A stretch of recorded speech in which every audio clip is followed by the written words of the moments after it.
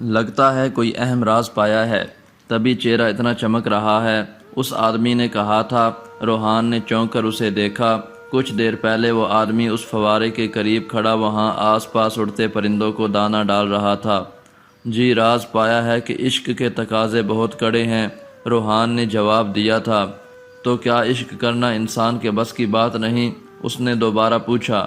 جنہوں نے عشق کیا وہ نارمل نہیں، پاگل کہلائے ہیں، یعنی عشق فنا کرتا ہے؟ ایک اور سوال حاضر تھا۔ عشق تو بقا عطا کرتا ہے، ایک انسان جب فنا ہوتا ہے تب ہی بقا پاتا ہے۔ روحان کے پاس جواب موجود تھا۔ کیا خدا سے عشق ہو سکتا ہے؟ کیا کبھی کسی نے اس ذات سے عشق کیا ہے؟ یہی تو راز پایا ہے کہ عشق کے تقاضے کڑے ہیں۔ خدا سے عشق کرنا جتنا مشکل ہے اتنا ہی آسان ہے۔ میں نے سنا ہے خدا اپنے بندے سے بہت زیادہ پیار کرتا ہے، تو خدا کو عاشق کہنا درست ہوگا۔ روحان چونکا تھا۔ آج کل ہم نے عشق اور محبت کو اتنا غلط رنگ دے دیا ہے، جب ہم عاشق کی بات کرتے ہیں تو بہت ہی غلط تصور ذہن میں ابھرتا ہے۔ حالانکہ خدا نے ہر جذبے کو پیدا فرمایا ہے، لیکن انسان نے کسی چیز کو نہیں بخشا۔ تو ایسی صورتحال میں کیا کرنا چاہیے؟ لفظ عاشق خدا کے لیے استعمال کرنا کچھ عجیب سا لگتا ہے۔ وہی تو کہہ رہا ہوں کہ ہم نے جذبات کو تو غلط رنگ دیا ہی تھا، اس کے ساتھ الفاظ کی شناخت کو بھی مسخ کر دیا ہے۔ انسان بہت ظالم واقع ہوا ہے، اس نے عشق کو ایسا رنگ دے دیا ہے کہ جب لفظ عاشق زبان پر آتا ہے تو دماغ اس لفظ کا تمسخر اڑاتا ہے۔ میرے خیال سے خدا کو عاشق کہنے سے بہتر ہے اپنے آپ کو خدا کا محبوب بندہ بنایا جائے۔ روحان نے پہلی بار کسی سوال کا جواب دیا تھا۔ بہت خوب، خدا کا محبوب بندہ، سن کر اچھا لگا، لیکن اب میں یہ نہیں پوچھوں گا کہ خدا کا محبوب بندہ کیسے بنا جا سکتا ہے، کیونکہ اس کے لیے مجھے اپنا عقیدہ بدلنا ہوگا۔ جیسے آپ کو بہتر لگے۔ روحان مسکرایا۔ ہیلو، میرا نام تھامس ہے۔ مجھے تمہارا جواب بہت پسند آیا ہے۔ بہت عرصے بعد کوئی ایسا شخص ملا ہے جو الفاظ کا ہیر پھیر جانتا ہے۔ تم سے مل کر اچھا لگا مسٹر۔ اس آدمی نے روحان کی طرف ہاتھ بڑھایا تھا، یقیناً وہ اس کا نام نہیں جانتا تھا۔ روحان جبیل۔ روحان کے اس کے سوالیے چہرے کی طرف دیکھتے ہوئے اس کا ہاتھ تھاما اور اپنا نام بتایا۔ نائس نیم۔ میں سامنے والے فلاسفی ڈپارٹمنٹ میں پروفیسر ہوں، پچھلے 30 سالوں سے یہاں پڑھا رہا ہوں، لیکن آج پہلی بار کسی سے سوال و جواب کر کے مزہ آیا ہے۔ پروفیسر تھامس نے سرشار سے لہجے میں بتایا۔ او، وہ آپ پروفیسر ہیں؟ معاف کیجیے گا، میں یہاں نیا ہوں، مجھے معلوم نہیں تھا کہ آپ ایک استاد ہیں۔ روحان ادب سے ایک دم کھڑا ہوا۔ بیٹھ جاؤ برخوردار، مجھے استاد سے زیادہ دوست بننا اچھا لگتا ہے۔ پروفیسر تھامس مسکرائے تو روحان بیٹھ گیا۔ جینیٹکس پڑھنے آئے ہو؟ پروفیسر تھامس پوچھ رہے تھے۔ جی۔ روحان بس اتنا ہی کہہ پایا۔ بہت خوب، اچھی بات ہے، انسان کو اپنے بارے میں جاننا چاہیے۔ معذرت، لیکن میں آپ کی بات سمجھا نہیں۔ روحان کے چہرے پر الجھن ابھری۔ کیا اب ایک سلفائڈ کو بھی سمجھانے کی ضرورت ہے؟ پروفیسر تھامس نے رازدارانہ انداز میں کہا تھا۔ روحان تو ان کی بات سن کر حیران رہ گیا تھا۔ ٹھیک ہے برخوردار، میں اب چلتا ہوں، میرے لیکچر کا وقت ہو رہا ہے، بہت جلد ملاقات ہوگی چائے پر۔ اس سے پہلے روحان کچھ کہتا، پروفیسر تھامس اپنی جگہ سے اٹھے اور مسکرا کر کہتے آگے بڑھ گئے۔ روحان حیرانی سے انہیں جاتے ہوئے دیکھ رہا تھا۔ کیسے رہا تمہارا یونیورسٹی کا پہلا دن؟ رات کے کھانے پر سبیل اس سے پوچھ رہا تھا۔ اچھا رہا ہے، کوئی مشکل تو نہیں پیش آئی محبت کے دیوتا کو؟ سبیل کا لہجہ شرارتی تھا۔ نہیں۔ روحان کے لبوں پر مسکراہٹ ابھری۔ کوئی محبت کی دیوی ملی؟ سبیل شاید اس کا مزاج خوشگوار بنانے کی کوشش کر رہا تھا۔ کوئی ایک ہو تو بتاؤں، یہاں تو دیویوں کی بھرمار ہے۔ ہاں ہاں، درست فرمایا، ایسی ایسی دیویاں ہیں انسان بس دیکھتا رہ جائے۔ روحان کا جواب سن کر سبیل کا کہا ابھرا تھا۔ اسی لیے میں نہیں دیکھتا اب۔ وہ اس لیے کہ تمہارے دل پر کسی اور کا سایہ ہے، تم اس کے سحر سے باہر نکلو تو دیکھو نا۔ سبیل نے کھانے کی میز سے اٹھتے ہوئے کہا، جبکہ روحان خاموش رہا تھا۔ وہ اپنی محبت پر بات نہیں کرنا چاہتا تھا۔ چائے پیو گے؟ سبیل پوچھ رہا تھا۔ اگر مل جائے تو نوازش ہوگی۔ روحان زبردستی مسکرایا۔ تمہاری اردو کافی اچھی ہو گئی ہے۔ ایڈیٹ، سٹوپڈ کہنے والا شخص معذرت اور نوازش پر اتر آیا ہے۔ کمال ہے۔ تو تم کیا چاہتے ہو میں تمہیں ایڈیٹ کہوں؟ مد مقابل بھی روحان تھا۔ نہیں نہیں، میں تو بس ایسے ہی ایک بات کر رہا تھا۔ سبیل سٹپٹایا تھا۔ وہ اچھے سے جانتا تھا کہ روحان کا کوئی بھروسہ نہیں، وہ اسے سب کے سامنے یوں ایڈیٹ کہہ دیتا۔ سبیل کے سٹپٹانے پر روحان کے ہونٹوں پر مسکراہٹ ابھری تھی، جسے وہ کمال مہارت سے چھپا گیا تھا، جبکہ سبیل کچن کی طرف بڑھ گیا تھا۔ روحان نے النور جانا شروع کر دیا تھا۔ اب وہ باقاعدہ وہاں کا ایک طالب علم تھا۔ اس کی قرات اچھی تھی۔ وہاں بہت اچھے معلم موجود تھے جو بچوں کو اور نئے آنے والے مسلم کو پڑھاتے تھے۔ روحان حیران ہوتا تھا۔ وہ جب کچھ پڑھنا شروع کرتا تھا تو لفظ بہترین انداز میں اس کے منہ سے ادا ہوتے تھے۔ اسے یاد آیا تھا وہ قرآن پاک مکمل کر چکا تھا اور حفظ کر رہا تھا جب مولوی نے اس پر شیطان کا ڈبہ لگا کر اسے مسجد سے نکال دیا تھا، اور پھر اس کی ماں نے اسے پڑھانا شروع کیا تھا۔ اس سے پہلے وہ اپنا حفظ مکمل کرتا، وہ ہمیشہ کے لیے دنیا چھوڑ کر چلی گئی تھی۔ روحان کو اب سمجھ آیا تھا وہ سب آیات، وہ سب الفاظ وہ اس کے لاشعور میں کہیں محفوظ ہو گئے تھے، اور اب اسے یہ جان کر خوشی ہوتی تھی کہ وہ کبھی اس پاک کلام سے جڑا رہا تھا۔ اس دن روحان کلاس میں داخل ہوا تو وہاں ایک عجیب سی ہلچل مچی تھی۔ کلاس میں کوئی بھی پروفیسر موجود نہیں تھا، بلکہ پروفیسر کی جگہ پر ڈائز کے قریب ایک لڑکی کھڑی تھی۔ وہ اس کی کلاس فیلو تھی۔ روحان نے اسے پہلے بھی دیکھا تھا۔ کیا کوئی خاص اعلان ہے آج ایمی؟ ایک لڑکے نے پوچھا تھا۔ ہاں، بہت خاص اعلان ہے، ایمی نے مسکرا کر جواب دیا۔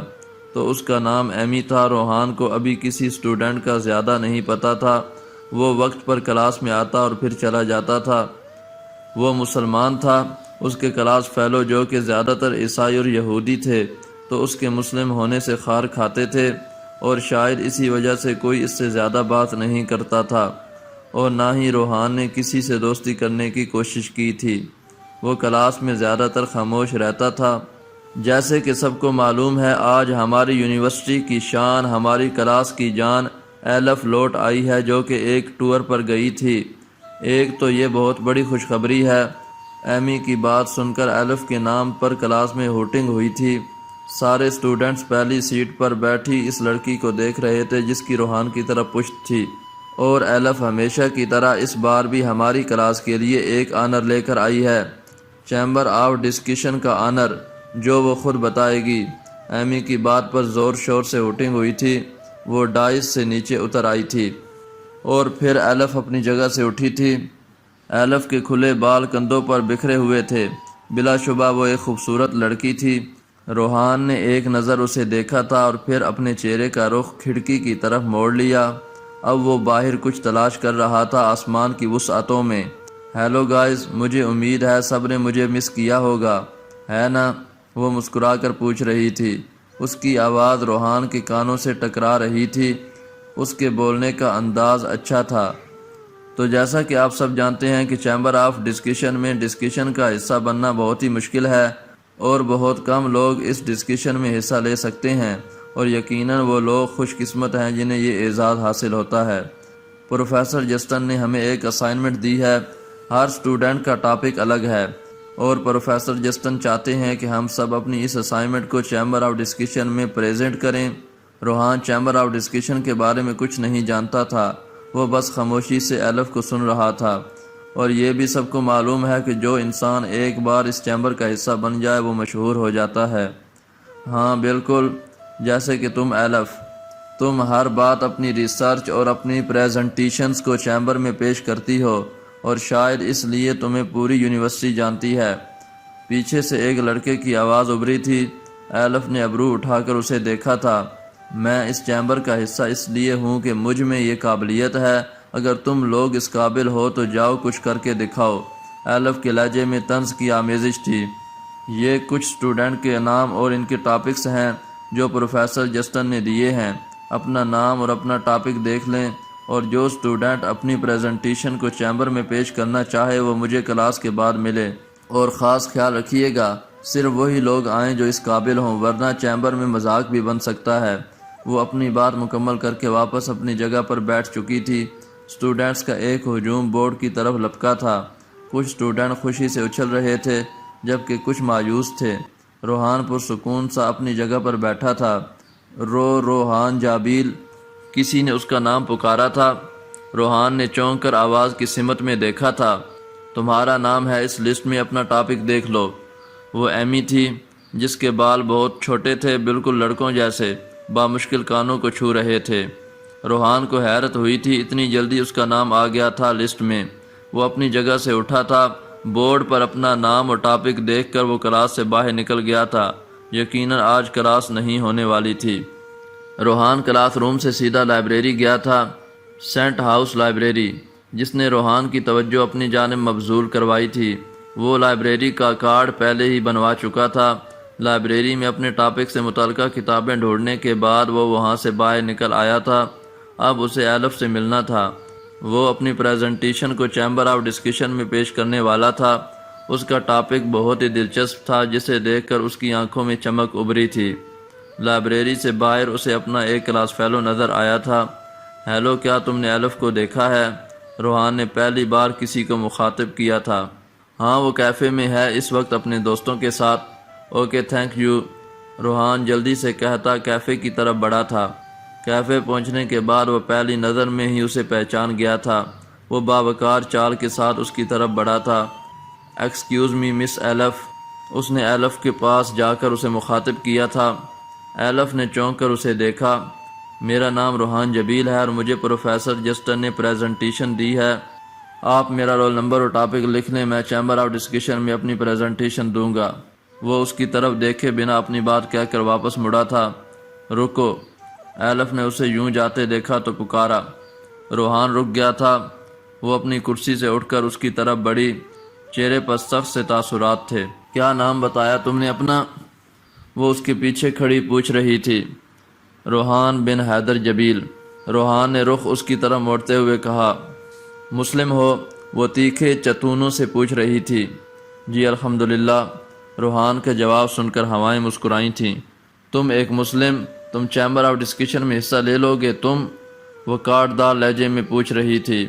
اس کے لہجے میں چھپے طنز کو محسوس کر کے روحان چونکا تھا۔ کیوں نہیں لے سکتا؟ سپاٹ سے لہجے میں پوچھا گیا۔ تم جانتے بھی ہو چیمبر آف ڈسکشن ہے کیا؟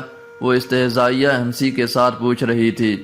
نہیں، لیکن نام سے ظاہر ہے کہ اس چیمبر میں مختلف موضوعات پر بحث ہوتی ہوگی، سوال و جواب کا سیشن ہوگا۔ اور روحان جبیل سے اچھی بحث کون کر سکتا تھا؟ روحان نے اپنے دونوں ہاتھوں کو پینٹ کی جیب میں ڈال کر ایک قدم آگے بڑھ کر ایلف کی آنکھوں میں دیکھتے ہوئے کہا تھا۔ اس کے چہرے پر مسکراہٹ پھیلی تھی۔ اس کا اعتماد دیکھ کر ایلف ایک پل کے لیے حیران ہوئی تھی۔ آس پاس بیٹھے اسٹوڈنٹس حیرت سے دونوں کو دیکھ رہے تھے۔ پر اعتماد ہونا اچھا ہے، لیکن میں لکھ کر دے سکتی ہوں کہ تمہاری پریزنٹیشن پہلے مرحلے میں ہی رد کر دی جائے گی۔ سب سے پہلے یہ پریزنٹیشن پروفیسر جسٹن کے پاس جائے گی اور وہ خود ہی تمہیں ریجیکٹ کر دیں گے۔ دیکھتے ہیں، پروفیسر جسٹن نے کچھ سوچ کر پہلی بار ہی پریزنٹیشن کے لیے مجھے منتخب کیا ہوگا۔ خیر، آپ لکھ لیں مس ایلف، کیا پتہ آپ کو اپنا لکھا ہوا مٹانا پڑ جائے، روحان نے مسکرا کر کہا تھا۔ ایلف اس کی بات سن کر آگ بگولا ہو گئی تھی۔ اس سے پہلے وہ کچھ کہتی کوئی ان دونوں کی طرف بڑھا تھا۔ ہے ایلف، لیٹس گو، آج میری پرفارمنس ہے، چلو چلتے ہیں، تمہیں پسند آئے گی۔ یہ ایک لڑکا تھا جس کا حلیہ دیکھ کر روحان ایک پل کے لیے ساکت رہ گیا تھا۔ سیاہ جینز، سیاہ شرٹ اور اس پر سیاہ جیکٹ، کندھے پر لٹکتی سیاہ رنگ کی گٹار، لمبے بال لڑکے کے کندھوں پر بکھرے پڑے تھے، ماتھے پر بندھا ایک بینڈ۔ روحان اسے حیرت سے تک رہا۔ آر جے، اس کے چاروں طرف سے شور ابھرا تھا۔ وہ ایک پل کے لیے ماضی میں پہنچ گیا تھا۔ ایلف اسے ایک گھوری سے نوازتی اس لڑکے کے ساتھ چلی گئی تھی اور ان دونوں کے پیچھے ان کے گروپ کے باقی اسٹوڈنٹ بھی لپکے تھے۔ اس لڑکی کی جیکٹ کے پیچھے بڑا سا آر جے لکھا تھا اور اس کے اوپر تصویر بنی تھی، یعنی ایک پرنٹ، جسے روحان پہلی نظر میں پہچان گیا تھا۔ وہ اسی کی تصویر تھی جب وہ آر جے تھا۔ اس کی ایک طرف سے لی گئی تصویر جس میں اس نے ایک ہاتھ میں گٹار پکڑا تھا اور اس کی کلائی پر آر جے کا ٹیٹو واضح تھا۔ روحان نے اپنے دائیں ہاتھ سے بائیں ہاتھ کی کلائی پر سے جیکٹ کے کف کو فولڈ کیا تھا اور اس کی کلائی پر آر جے کا ٹیٹو چمک رہا تھا۔ وہ ایک گہری سانس لے کر کیفے سے باہر نکل آیا تھا۔ اس سے ایسا کرتے کسی نے گہری نظروں سے دیکھا تھا۔ مسٹر جابیل، وہ کچھ قدم ہی چلا تھا جب اسے اپنے عقب سے آواز سنائی تھی۔ روحان رکا اور پھر پلٹ کر دیکھا۔ اس کے پیچھے ایمی کھڑی تھی، چھوٹے بالوں اور لڑکوں جیسے حلیے والی لڑکی جس کا چہرہ معصوم تھا۔ یس، روحان نے سوالیہ نظروں سے اسے دیکھا۔ وہ تمہارا نام اتنا مشکل کیوں ہے؟ ایمی سے جب کوئی بات نہ بنی تو اس نے بے تکا سا سوال کیا۔ روحان کے چہرے پر ایک نرم سی مسکراہٹ پھیل گئی تھی۔ نہیں تو، لیکن شاید آپ کو مشکل لگتا ہو۔ وہ جواب دینے کے بعد پلٹا اور چلنا شروع کیا۔ ایمی نے بھی اس کا ساتھ دیا۔ ہو سکتا ہے، لیکن تمہیں کیا لگتا ہے پروفیسر جسٹن ایک مسلم لڑکے کو چیمبر آف ڈسکشن کا حصہ بننے دیں گے؟ ایمی نے سوال کیا۔ کیوں نہیں بننے دیں گے؟ انہیں مسلمانوں سے ڈر لگتا ہے کیا؟ روحان کے الٹے سوال پر ایمی گڑبڑا گئی تھی۔ نہیں، میرا یہ مطلب نہیں تھا، ایمی نے وضاحت دینی چاہی۔ تبھی ایلف کے گروپ سے شور ابھرا تھا۔ وہ لوگ اب ڈپارٹمنٹ کے گروپ کی طرف بڑھ رہے تھے۔ روحان گہری نظروں سے اس گٹار والے لڑکے کو دیکھ رہا تھا۔ وہ رونالڈ جیکب عرف آر جے ہے۔ آر جے جو ایک سنگر تھا، اس کا بہت بڑا فین۔ ایمی نے اس کے نظروں کے تعاقب میں دیکھتے ہوئے بتایا۔ روحان حیران ہوا تھا۔ وہ نہیں جانتا تھا کہ آر جے لاکھوں نہیں بلکہ کروڑوں دلوں پر راج کرتا تھا۔ یاد آیا، تم بھی تو پاکستان سے ہو نا؟ کیا تم نے آر جے کو دیکھا ہے؟ کیا تم کبھی اس سے ملے ہو؟ وہ بھی پاکستان سے تھا، بہت اچھا گاتا تھا۔ کبھی کبھی سوچتی ہوں تو حیران ہوتی ہوں کہ پاکستان جیسے ملک میں بھی کوئی آر جے جیسا انسان پیدا ہو سکتا ہے، کیسے؟ خیر، میں بھی اس کی بہت بڑی فین ہوں، لیکن اس کی موت کا سن کر بہت افسوس ہوا، اور سچ مانو تو مجھے یقین ہی نہیں ہوتا کہ وہ مر چکا ہے۔ ایمی بنا بریک بولے جا رہی تھی۔ شاید اس نے چپ رہنا یا دوسرے شخص کی بات سننا نہیں سیکھا تھا۔ میں نہیں جانتا کسی آر جے کو، روحان نے عجیب سے لہجے میں جواب دیا تھا۔ ایمی نے غور سے روحان کو دیکھا تھا۔ آج پھر یہ اپنی بے سری آواز سے لوگوں کے کانوں کو پکانے والا ہے۔ بے وقوف ہے، خود کو آر جے کہلواتا ہے۔ لوگ اسے اس لیے پسند کرتے ہیں کہ یہ خود کو آر جے جیسا بنا کر رکھتا ہے، لیکن شاید اسے پتہ نہیں کہ رونلڈ سے آر اور جیکب سے جے لینے پر کوئی آر جے تھوڑی بن جاتا ہے۔ ایمی کے لہجے میں رونلڈ کے لیے طنز جبکہ آر جے کے لیے ستائش تھی۔ روحان ایمی کو بس دے کر رہ گیا تھا۔ وہ اسے کیسے بتاتا کہ آر جے سے روحان تک کا سفر اس نے کتنی مشکلوں سے طے کیا تھا، اور یہاں سب آر جے پر مرتے تھے۔ ٹھیک کہا آپ نے، آر جے نام رکھنے سے کوئی آر جے تھوڑی بن جاتا ہے۔ وہ پھیکی سی ہنسی ہنس دیا تھا۔ ایمی اس بار چونکی تھی۔ موسم کافی خراب ہو رہا تھا۔ ٹھنڈی ہوائیں دونوں کی ہڈیوں میں سے گھسی جا رہی تھیں۔ روحان نے اپنی جیکٹ کے کالر کو کھڑا کیا تھا۔ اسے یقین تھا کچھ دیر تک بارش شروع ہونے والی تھی۔ اس سے پہلے ایمی کچھ کہتی بارش کے ننھے ننھے قطروں نے زمین کو چھوا تھا۔ مجھے ایسا کیوں لگتا ہے کہ میں نے تمہیں پہلے کہیں دیکھا ہے، تمہارا چہرہ کسی سے ملتا ہے۔ ایمی نے اس کے چہرے کو نظروں کے حصار میں قید کرتے ہوئے کہا تھا، لیکن کوشش کے باوجود بھی وہ اس سے یہ نہیں کہہ پائی تھی کہ اس کا چہرہ آر جے سے ملتا تھا۔ اس کی سحر انگیز مسکراہٹ، اس کا ایٹیٹیوڈ۔ کس سے؟ روحان نے دھڑکتے دل سے پوچھا۔ آر جے سے۔ شاید کچھ، لیکن نہیں، وہ کافی الگ تھا، اس کا انداز ہی الگ تھا۔ لیکن بے ساختہ جب میری پہلی بار تم پر نظر پڑی تھی تو مجھے لگا تھا کہ میں آر جے کو دیکھ رہی ہوں، لیکن پھر تمہارے حلیے پر غور کرنے سے پتہ چلا کہ شاید وہ میرے دماغ پر کچھ زیادہ ہی حاوی ہو چکا ہے، اس لیے نظر آتا ہے۔ ایمی کی باتیں سن کر روحان کا کیا کہا لگانے کو دل کیا تھا، لیکن وہ خود پر ضبط کر گیا تھا۔ آپ کو غلط فہمی ہوئی ہے مس ایما ریچرڈ، میں روحان بن حیدر جبیل ہوں، آر جے نہیں۔ دنیا میں بہت سے لوگوں کی شکل دوسروں سے ملتی ہے، شاید آر جے کی بھی مجھ سے ملتی ہو، لیکن ایک بات تو طے ہے، آر جے بھی ایک ہی تھا، اس جیسا کوئی نہیں تھا، اور روحان جبیل بھی ایک ہی ہے، آر جے روحان جبیل جیسا نہیں ہو سکتا۔ وہ پر اسرار سے لہجے میں کہتا مسکرایا تھا، اور پھر ایمی کو گڈ بائی کہتا مضبوط قدم اٹھاتا اس سے دور ہوتا چلا گیا تھا۔ ایمی رم جھم برستی بارش میں کھڑی اسے جاتے دیکھ رہی تھی۔ بلا شبہ وہ بہت سحر انگیز باتیں کرتا تھا۔ ایمی کو وہ پہلے دن سے سب سے الگ لگا تھا۔ وہ اس سے باتیں کرنا چاہتی تھی، لیکن اس کا سنجیدہ انداز ایمی کو بات کرنے ہی نہیں دیتا تھا۔ لیکن آج ایمی کو اس کا اعتماد پسند آیا تھا، اور خاص طور پر ایمی کو اس کا ایما کہنا اچھا لگا تھا۔ وہ اسے دور تک جاتے دیکھتی رہی تھی جب تک وہ نظروں سے اوجھل نہیں ہو گیا تھا، اور پھر مسکرا کر آگے بڑھ گئی تھی۔ اس رات روحان نے گھر آ کر سب سے پہلے اپنے پرانے آرجے والے اکاؤنٹ کو اوپن کیا تھا سالوں بعد، اور پھر اس نے اس اکاؤنٹ کو ہمیشہ کے لیے ڈیلیٹ کر دیا تھا۔ وہ چاہتا تھا کہ لوگ آرجے کو بھول جائیں ہمیشہ کے لیے، لیکن اس کے چاہنے سے کیا ہونا تھا۔ لوگ خاص لوگوں کو جلد نہیں بھول پاتے، اور آرجے بھی خاص لوگوں کی فہرست میں سب سے اوپر تھا۔ وہ اپنے کمرے میں آرام دہ کرسی پر ٹیک لگائے آنکھیں موندے لیٹا تھا۔ اس کی سوچ بس ایک انسان کے گرد گھوم رہی تھی۔ اس نے اپنے دل کو تڑپتے پایا تھا۔ ابھی کچھ دیر ہی گزری تھی جب اسے کمرے میں ایک مانوس سی خوشبو کا احساس ہوا تھا۔ وہ آ گئی تھی، ہاں وہ اس کے تصور پر حاوی ہو گئی تھی۔ آ گئی ہو تم، آج کافی دیر نہیں کر دی؟ روحان آنکھیں بند کیے پوچھ رہا تھا۔ اسے ڈر لگتا تھا آنکھیں کھولنے سے۔ اسے ڈر تھا کہ اگر وہ آنکھیں کھولے گا تو وہ چلی جائے گی۔ وہ اندھیروں میں جب وہ بینائی سے معروم ہو گیا تھا تب بھی اس کی ساتھی رہی تھی۔ آج تم نے بہت اچھا کام کیا، وہ مسکرا کر کہہ رہی تھی۔ جانتا ہوں، آرجے کا اکاؤنٹ ڈیلیٹ کر دیا میں نے۔ اس پر جتنی بھی گانے کی ویڈیوز تھیں سب ختم ہو گئیں، لیکن بہت سے لوگوں کے پاس یقیناً ابھی بھی محفوظ ہوں گی، اور انہیں ختم کرنے کے لیے مجھے ہیکر بننا پڑے گا۔ وہ مسکرا کر بتا رہا تھا۔ وہ اس کی بات سن کر مسکرا دی تھی۔ ہاں مجھے یہ کام پسند آیا۔ دنیا کو چاہیے کہ وہ آرجے کو بھول جائیں اور روحان جبیل کو یاد رکھے۔ وہ اس کے بہت آس پاس تھی، آواز صاف سنائی دے رہی تھی۔ مجھے پتا تھا تمہیں پسند آئے گا۔ تمہیں آرجے نہیں پسند تھا، دیکھو میں نے آرجے کو ختم کر دیا۔ کمرے کے باہر ملازم اس سے چائے کا پوچھنے آیا تھا، اور پھر اس کے کمرے سے باتوں کی آوازیں سن کر ٹھٹک کر رک گیا تھا۔ ڈرتے ڈرتے اس نے کمرے کا دروازہ تھوڑا سا کھول کر دیکھا تھا۔ سامنے کرسی پر ٹیک لگائے روحان بول رہا تھا۔ وہ باتیں کر رہا تھا کسی سے، لیکن کمرے میں کوئی نہیں تھا۔ ملازم کا یہ منظر دیکھ کر سانس خشک ہوا تھا۔ اسے تو پہلے دن سے روحان پر شک تھا۔ روحان کو یوں کسی سے باتیں کرتے دیکھ کر ملازم اتنا ڈر گیا کہ دروازہ بند کیے بنا ہی نیچے کی جانب دوڑ لگا دی تھی۔ یقیناً اب وہ دوبارہ اس کے کمرے کا رخ نہیں کرنے والا تھا۔ بہت بدل گئے ہو تم، وہ زیر لب بڑبڑائی تھی، لیکن روحان اس کی سرگوشی سن چکا تھا۔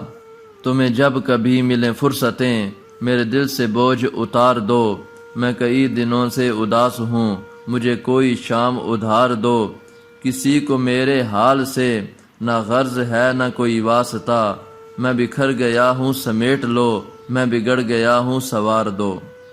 کمرے میں روحان کی پرسوز آواز سرگوشیوں کی صورت بکھری تھی۔ وہ جا چکی تھی، کمرے میں کوئی نہیں تھا، صرف وہ تھا، اس کی تنہائی تھی۔ ایک آنسو اس کی بند آنکھ کے کونے سے نکلا تھا، اور پھر کم پٹی سے ہوتا ہوا پیچھے کرسی کی نرم و گداز گدی میں جذب ہو گیا تھا۔